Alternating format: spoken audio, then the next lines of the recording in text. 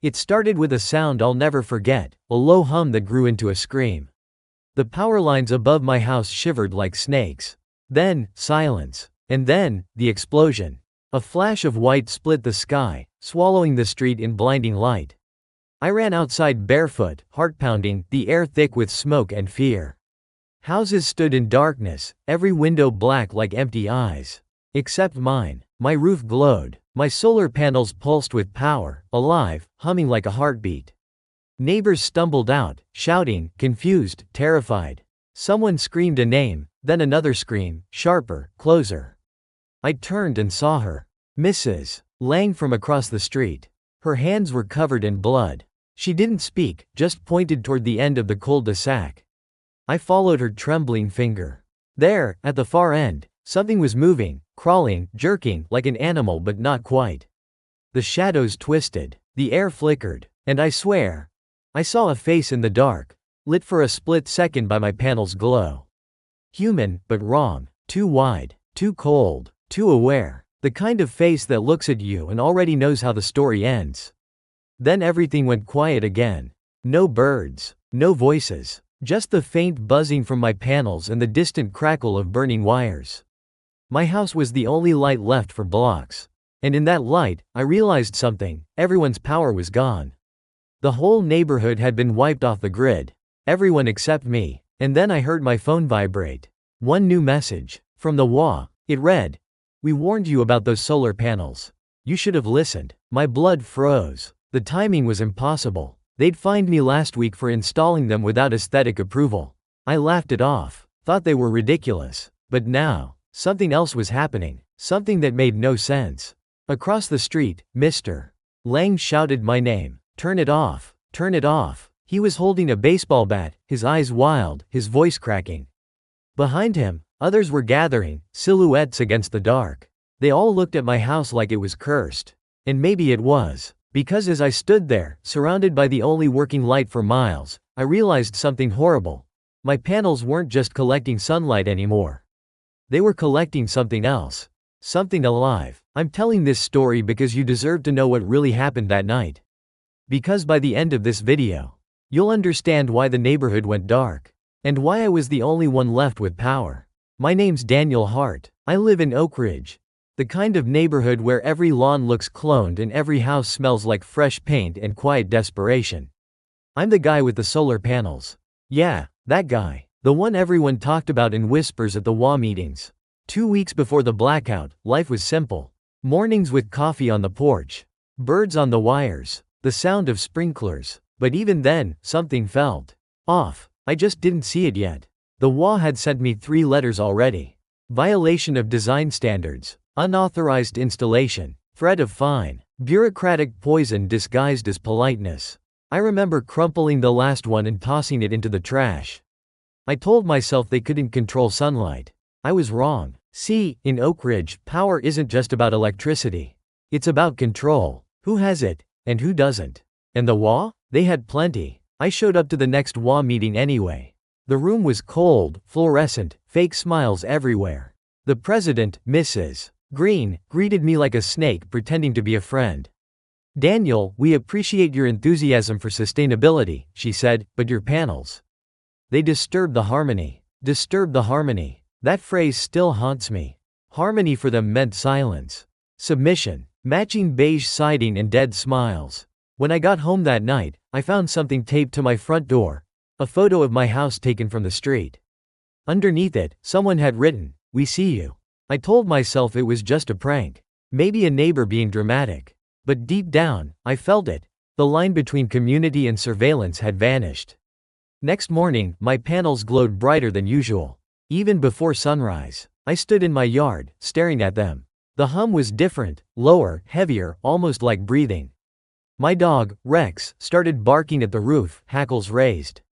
I recorded the sound on my phone, planning to show someone later. But when I played it back, there was nothing. Just static. And here's where it gets strange. The HOA stopped responding. No more letters. No more warnings. Just silence. But the neighbors? They started watching. I'd catch curtains shifting, silhouettes in windows, phones recording. One night, I noticed Mr. Lang across the street. He was standing in his driveway, staring at my panels, muttering something under his breath. When I called his name, he didn't answer. He just turned and went inside like a puppet. Coming up, I'll tell you about the night I found out why they stopped answering. And what I saw in the WA office basement. But before that, I need you to remember something. I'm Daniel Hart, the only man in Oak Ridge who refused to bow down. The only one who thought he could outsmart the system. And that arrogance? It's what doomed me. Because the next morning, there was another photo taped to my door. Same angle, same handwriting. Only this time, the note said, "Turn them off, or we'll turn you off." I laughed when I read it. I shouldn't have. Because that was the last sunrise Oak Ridge ever saw. I'm Daniel Hart, the guy with the solar panels, remember? The one who thought he could light up his world without anyone's permission. 2 days after that last warning note, I went to the WA office. It sat at the edge of the neighborhood, small, white, perfect. Too perfect. Inside, the air smelled of lemon cleaner and fake comfort. The receptionist didn't look up. Her eyes were locked on her screen. I said my name. She flinched, just slightly, like she already knew who I was. "Mrs. Green isn't available," she said. I asked when she would be. "She won't be." The tone froze my spine. I pushed past the desk and walked down the hall, ignoring her protests. The fluorescent lights flickered. The last door on the right, marked storage, was slightly open. I shouldn't have gone in. But I did. The basement smelled like dust and something burnt. Rows of old filing cabinets. I opened one, and froze. Inside were hundreds of photos. Every house in Oak Ridge, every resident, all marked with red symbols, circles, crosses, strange shapes that looked almost like circuitry. And then I saw mine. My photo. But unlike the others, it wasn't crossed or circled. It was burned. I remember whispering to myself, "What the hell is this?" And that's when I heard it, the hum again. Low, vibrating through the floor, coming from somewhere deeper underground. Coming up, you'll hear what I found under that basement, and why I wish I'd never opened that door. I followed the sound. It grew louder with every step. The air shimmered like heat on asphalt. Then I saw light, faint, flickering blue, leaking from a crack in the concrete wall. I touched it. It was warm, alive. Someone had built a hidden room down there, behind the wall. The light pulsed in rhythm with my panels back home. Same color, same hum. I stepped closer. And then I heard footsteps behind me. It was the receptionist. But her face, it wasn't right. Her pupils were huge, black, like she hadn't seen daylight in years. She said, "You shouldn't be here, Daniel." "How do you know my name?" I asked. She smiled. "We all know you. You're the reason this place still has power." Her voice cracked, like something inside her was breaking. Then the lights cut out. Total darkness. I ran. When I reached the street, my phone buzzed. A new message. No number. Just words. "Stop digging. The panels feed more than your house." Coming up next, I'll tell you what that means. And why I realized the WA wasn't just managing the neighborhood. They were managing the power itself, in ways no one ever imagined.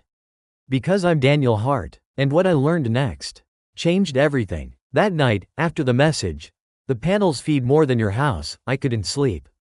The hum from the roof felt louder. It vibrated through the walls, through my bed, through my bones. I turned off every light, but the house still glowed faintly blue. I climbed onto the roof with a flashlight. The air was cold, silent. When I touched the panels, they were warm, not from sunlight, but from something pulsing underneath the glass. I placed my ear against one, and I swear I heard whispering, not words, just the rhythm of breathing. I stumbled back, almost slipping off the edge. The hum followed me down the ladder. Inside, my phone flashed. Another message. No number again. Just one line. "They're waking up." I felt my stomach drop. Who's they? Coming up, I'll show you what happened when I tried to disconnect the panels myself. And why I'll never try again. I grabbed my toolbox, went outside, and started unscrewing the frame. The bolts burned my fingers, like they were red hot, though the air was freezing. The hum deepened, louder, faster, almost angry. The moment I pulled the first wire, the entire street flickered, all the way down. Every dead house suddenly lit up for one split second, and then went dark again. My panels roared. The sound wasn't mechanical anymore, it was alive. It screamed. I dropped the wrench and fell backward, covering my ears. From the corner of my eye, I saw shadows move inside the dark houses. Figures, Thin, wrong, flickering like static. They looked at me through their windows, perfectly still. Then they disappeared. I ran back inside and locked the door. My dog barked until he lost his voice. I checked my phone again. New message. This one had a name attached. Mrs. Green, HOA president. It said, "You woke them too soon." My hands were shaking. I typed back, "What are they?" No reply. Then, at 3:07 a.m., the power in my house surged. The lights turned white, almost blinding. My TV turned on by itself. Static first, then an image. The HOA boardroom, empty chairs, and in the center, my photo, projected on the wall. Then the sound started, a recording of Mrs. Green's voice. "The panels are not for you, Daniel. They were never for you." My heart nearly stopped. Coming up, I'll tell you what I found in that recording, and how I realized the entire neighborhood was part of something much bigger, something that started long before I moved in. I'm Daniel Hart, and if you're still watching, you need to hear this.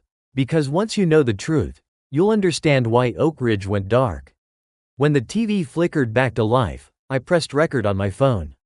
Mrs. Green's voice played through the static, trembling, distant, almost reverent. She said, "The panels must stay on.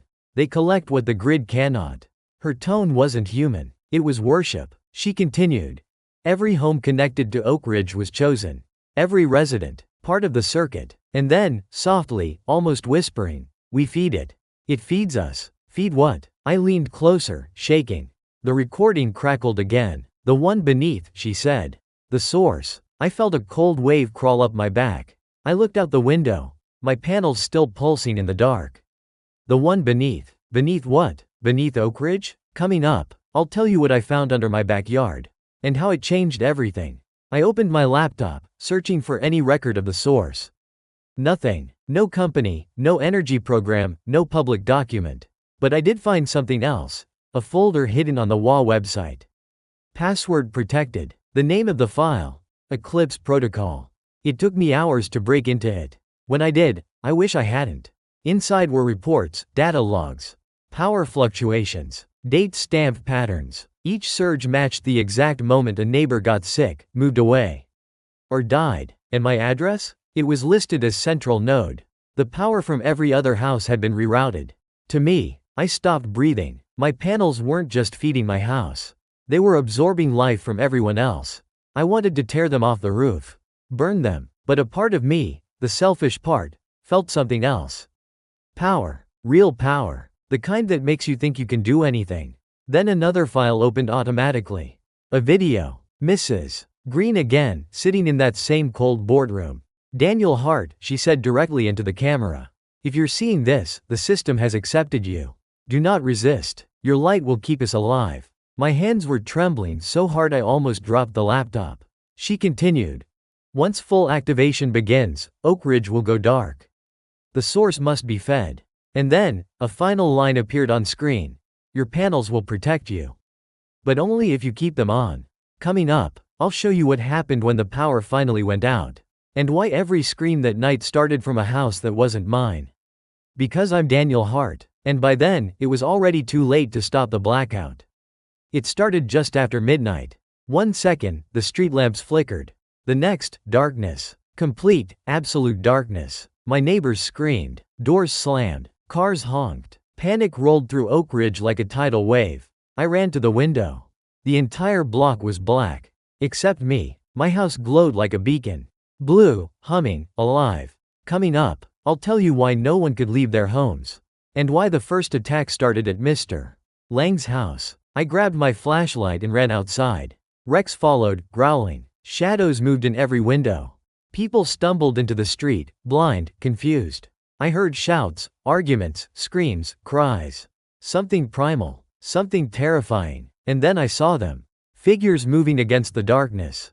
Not my neighbors. Not humans. Something twisted. Their eyes reflected my panel's light, white, wide, unblinking. I yelled my name. "Daniel, help us." A neighbor, Mrs. Klein, crawled toward me. Her hands were bleeding. Her eyes empty. She whispered, "The house. The panels. They're alive." I froze. My heart pounded. This wasn't panic anymore. This was reality bending. Coming up, I'll tell you what they did to the first family that tried to escape. The Langs were next. Mr. Lang tried to drive his car. Engine dead, lights dead, and then, something emerged from the shadows. A silhouette, taller, darker. It moved unnaturally fast. Mrs. Lang screamed. The car windows fogged, and when the mist cleared, the family was gone. I couldn't move. My panels hummed louder, almost like they were feeding off the chaos, collecting every scream, every fear. People pounded on doors, but no one could open them. Windows wouldn't budge. It was as if Oak Ridge itself had become a trap.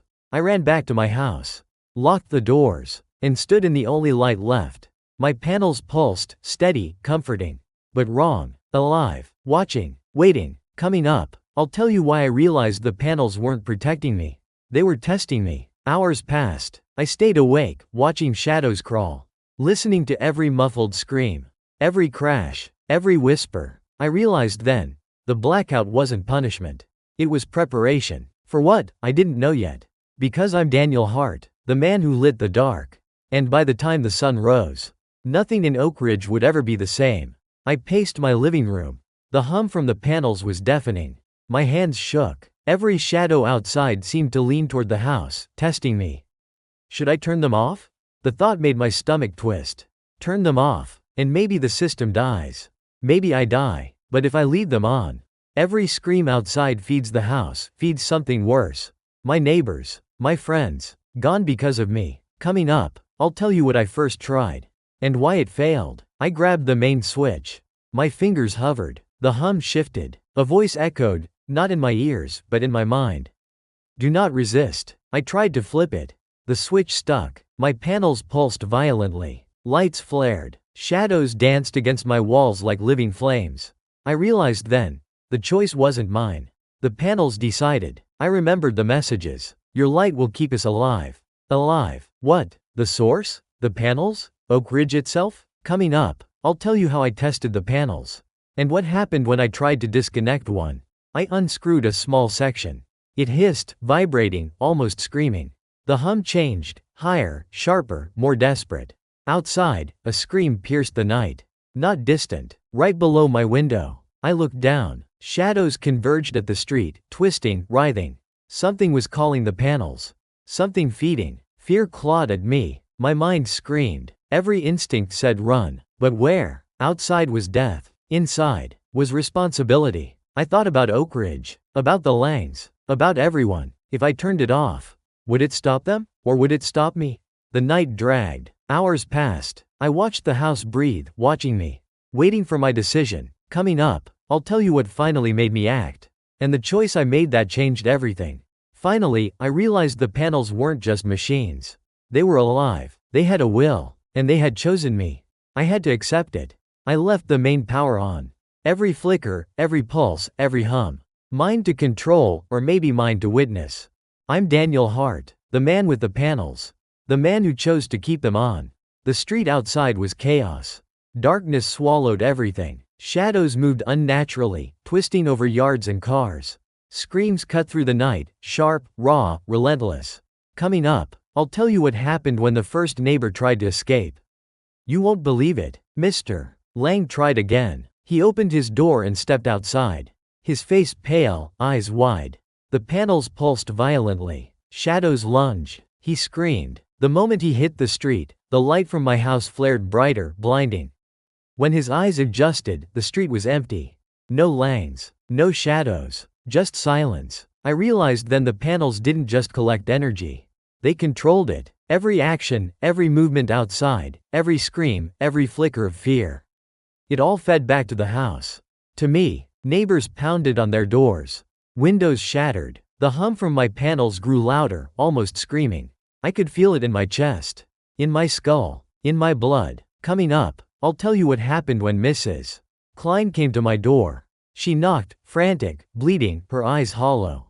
She whispered, "Daniel, help." I opened the door. She reached for me. I felt it immediately, the pull. The energy. Every heartbeat, every breath from the street, feeding into the panels. Pulling her toward the house. I slammed the door. My house was a cage. And I was both jailer and prisoner. The panels pulsed faster. Brighter. almost alive. I thought I could disconnect one section, but it resisted. Screamed. The hum became a howl.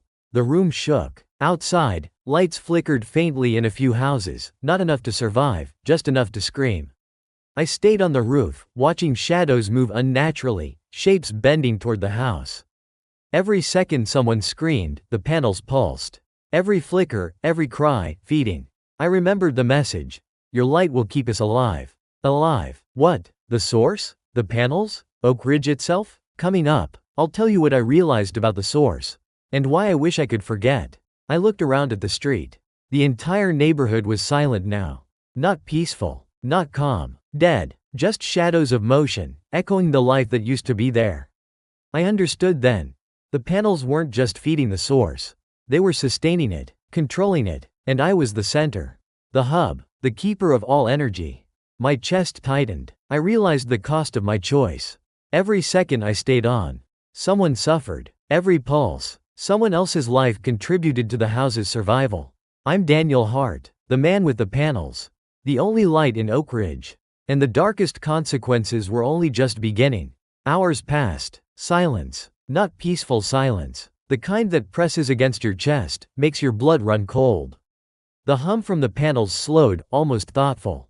Watching me. Then I heard it. A whisper from across the street. Human. Real. Alive. Coming up. You'll see who survived. And why I couldn't believe it. I grabbed my flashlight and ran outside. Shadows twisted, stretched, recoiled from the light. And there, near the old oak tree, someone crouched, shaking. It was Mrs. Klein, her eyes wide, alive. I shouted her name. She flinched, then ran toward me. I reached out. She whispered, "They can't stop us all. Daniel, the system, it's failing." I froze. Failing? How could it fail? My panels? The source? Oak Ridge itself? Coming up, I'll tell you what happened when I realized the panels were turning against me. The hum changed. Louder, aggressive. Blue light flickered wildly across the roof. The panels pulsed, then shifted. The energy didn't just flow outward anymore. It bent inward, toward me. I felt it in my bones. My chest. My mind. The panels weren't just alive. They were thinking, reacting, punishing. I tried to run back inside. The doors slammed in my face. Locks jammed. Windows refused to open. The house wasn't a refuge anymore. It was a trap. Mrs. Klein shouted, "Daniel, focus. Use your own energy. Fight." Fight? How? The panels had always obeyed me. Always. Until now. Coming up, I'll show you what happened next, and why Oak Ridge's fate depended on one impossible action. I realized then. The panels weren't just collecting energy. They were choosing, deciding who lived, who died. And now, they wanted me. I could feel every scream from the street, every pulse, every breath being pulled toward me. The hum was deafening. My house glowed like a star collapsing in on itself. I'm Daniel Hart, the man with the panels. And the twist? I wasn't the master. I was the target. The hum stopped. Suddenly. Silence. Deafening. I could hear my own heartbeat. I stepped outside. The street was empty. Dead quiet. Shadows gone. The neighbors. Gone. All gone. I looked at my panels. They pulsed once. Slowly. Then stopped. I felt it. A pull. Not from the house. Not from Oak Ridge. From me. Inside me. Deep. I sank to the ground. Hands on my head. Thinking. Reflecting. Was it worth it? The choice. The power. The light? I realized something. I had survived. Alone. But at what cost? Coming up. Or not. You'll never know. Then the ground shook. Small at first. Then violently. A low rumble. The air thickened. My panels flickered. Blue, white, green. Alive. Watching. Smiling. I took a step back. My heart raced. Everything around me shifted. The world felt different. Wrong. I opened my mouth to scream. Nothing came out. And then, the panels pulsed one last time. Bright. Blinding. Everything went black. I'm still here, I think. But Oak Ridge isn't. And neither am I, really.